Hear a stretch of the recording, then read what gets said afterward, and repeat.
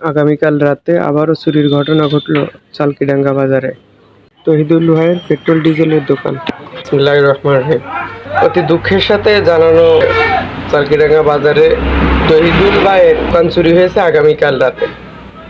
কে বা কারা চুরি করেছে এটা বিষয় নিয়ে বাজারে অনেক কথাবার্তা হচ্ছে। সেই কথা শুনে এসে দেখি তার দোকানের পিছনে কাঠের দরজা এভাবে ভেঙে এখান থেকে ভিতরে প্রবেশ করেছে। তেল বিক্রি করে, পেট্রোল ডিজেলের দোকান।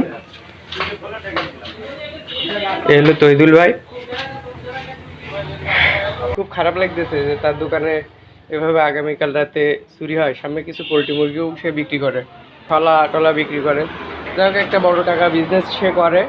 এইরকমভাবে চালকিডাঙ্গা বাজারে তার দোকানটা চুরি হয়ে যাওয়াতে তার আসলে খুব খারাপ লাগতেছে। আমরা যারা বাজারে ব্যবসা করি সবারই। এখন এই চোর ধরার বিষয় নিয়ে এখানে তার আনুমানিক প্রায় 20,000 টাকা মতন চুরি হয়েছে। শুধু টাকাই নিছে। এখন তার এখান থেকে এই যে ড্রয়ারের তালামালা ভেঙে ছিঁড়ে এখান থেকে টাকা নিয়ে গেছে। আনুমানিক প্রায় 20,000 টাকা মতন নিয়েছে।